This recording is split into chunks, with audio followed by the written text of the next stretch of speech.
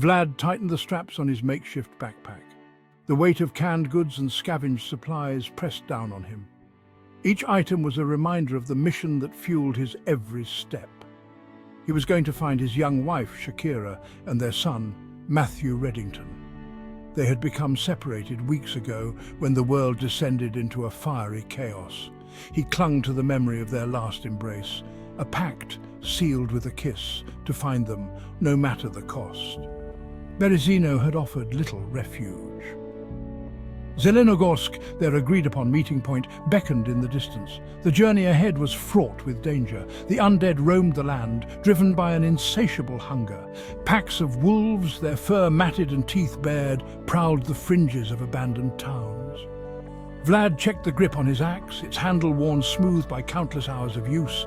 This was his only companion, his only defense. It wouldn't be enough, but it had to be. For Shakira, for Matthew, he would survive. The forest swallowed Vlad whole. Towering pines cast long, eerie shadows.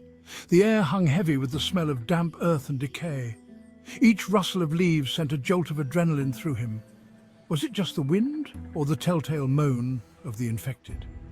He moved with practiced stealth. Years spent tracking game in these very woods had honed his senses. He knew how to become invisible. A ghost in a land haunted by something far worse. Days blurred into nights. Vlad lived on a diet of scavenged berries, the occasional wild rabbit snared with cunning, and the last precious cans of food from his pack. He purified water from streams using a tattered cloth and charcoal from his fire. He had to be resourceful. Every bullet used to bring down a snarling infected or a ravenous wolf was a bullet not used to protect his family.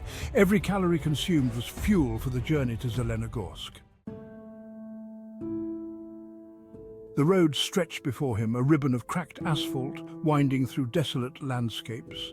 Abandoned cars, their paint blistered and windows shattered, stood as silent witnesses to the world's demise.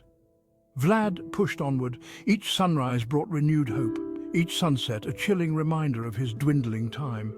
He encountered others like him, survivors clinging to the remnants of civilization. Some were desperate, their eyes reflecting the emptiness around them. Others were driven by a darkness that mirrored the infected they fought. Vlad avoided contact. Trust was a luxury he could no longer afford. His only solace came from the tattered photograph he kept tucked close to his heart. Shakira's radiant smile. Matthew's infectious laughter frozen in time. These were the faces that kept him moving, the beacons that guided him through the darkness. Zelenogorsk was just over the horizon. He could feel it. He had to.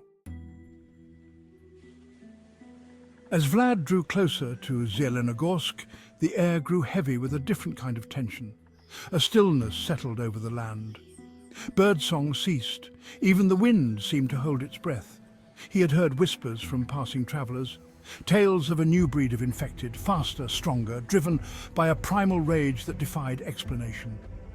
He dismissed them as campfire stories, desperate attempts to make sense of the senseless. But now doubt gnawed at the edges of his resolve. He pressed on, his axe held tighter, his senses on high alert. The city limits loomed ahead. Buildings stood empty, windows like vacant eyes staring out at him. A chilling silence hung over everything, the silence of the grave. His heart pounded in his chest, a drumbeat of dread. This wasn't the reunion he had imagined. This was something far worse. Section 5. Despair. Zelenogorsk was a tomb. Buildings lay in ruins, scarred by fire and violence. The streets were eerily deserted, save for the scattered remains of the unfortunate souls who had wandered here before him. Vlad's heart sank with each step. Where were the survivors? Where was the hope he had clung to for so long? A guttural moan echoed from a nearby alleyway. Vlad spun around, his axe raised. Two figures shambled towards him. Their flesh was putrid, their eyes vacant. But even in their grotesque state, Vlad recognized them. His blood ran cold. It was Shakira and Matthew. Their once familiar faces were twisted into masks of horror. Their bodies moved with an unnatural jerkiness, driven by a hunger that knew no bounds. "No," Vlad whispered, his voice catching in his throat. The word was ripped from his lungs, a primal scream of anguish and despair. He had failed. His promise was broken. He sank to his knees, the weight of his grief crushing him. Section 6. A glimmer of hope. Vlad remained rooted to the spot, lost in a fog of grief and despair. He didn't register the sound of approaching footsteps, didn't feel the presence of another soul, until a gruff voice jolted him back to reality. "You're going to let a little setback like that break your son?" Vlad looked up, his vision blurry with tears. A man stood before him, a broad grin on his weathered face. He was an imposing figure, clad in furs and leather, a hunting rifle slung across his back. A massive brown bear, its fur matted and claws like daggers lumbered by his side. "Those things ain't your family anymore," the stranger said, his voice surprisingly gentle. "They're just shells. Empty vessels driven by something dark." Vlad stared at him, his mind struggling to process his words. "Who are you?" he croaked, his voice hoarse. "Name's Hobo," the man replied, extending a calloused hand. "And this big fella here, that's Brutus. We've been watching you, son. You got a fire in you, a will to survive. Don't let it go out." Vlad stared at Hobo's outstretched hand, then back at the grotesque figures of his wife and son. A maelstrom raged inside him. Grief warred with anger. Hope flickered feebly against the crushing weight of despair. Hobo's words echoed in his mind. "They're just shells, empty vessels. Was that all they were? Was there nothing left of the woman he loved? The child he had sworn to protect?" Vlad closed his eyes, summoning the memory of their faces. Shakira's laughter, Matthew's mischievous grin. He clung to those memories, to the love that had once burned so brightly. And in that moment he made a choice. He would honor their memory. He would not let the darkness consume him. He grasped Hobo's hand, his grip firm. "What do we do?" Hobo's grin widened. "We fight," he said, his voice filled with a fierce determination. "We fight for the living and we lay the dead to rest." Under Hobo's guidance, Vlad learned to navigate this new world. They hunted together, bringing down wild game with a combination of Hobo's sharpshooting and Vlad's intimate knowledge of the terrain. Hobo taught him how to identify edible plants, how to start a fire in the pouring rain, how to fortify their shelter against the dangers of the night. And Brutus, the formidable bear, proved to be a surprisingly gentle companion, a furry guardian against the horrors that lurked in the shadows. But most importantly, Hobo taught Vlad how to fight, not just for survival, but for redemption.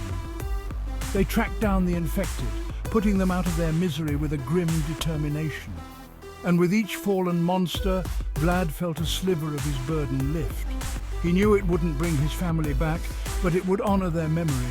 It would prevent others from suffering the same fate. The day came when they stood before the shambling forms of Shakira and Matthew. Vlad's heart ached with a familiar pain, but this time there was a steely resolve in his eyes. He drew his axe, its blade glinting in the fading light. Hobo raised his rifle, a silent nod passing between them. "Goodbye, my loves," Vlad whispered, his voice thick with emotion. He charged forward, his movements a blur of controlled fury.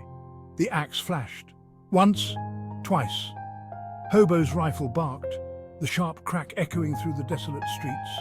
And then, silence. The bodies lay still, finally at peace.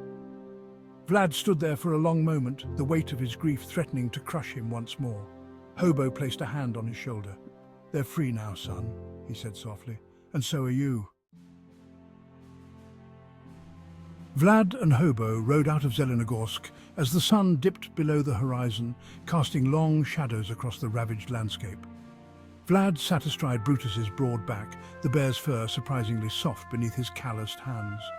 Hobo followed behind, perched precariously on a three-legged donkey they had liberated from a nearby farm. The donkey, christened Tripod by Hobo, brayed mournfully, as if lamenting the loss of its missing limb.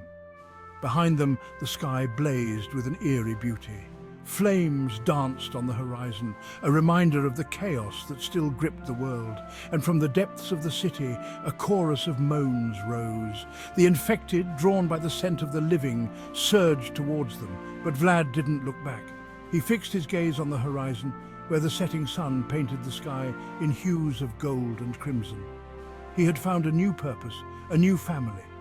And as he rode into the unknown, he carried with him the memory of his love and the unyielding spirit of survival. The wilderness awaited.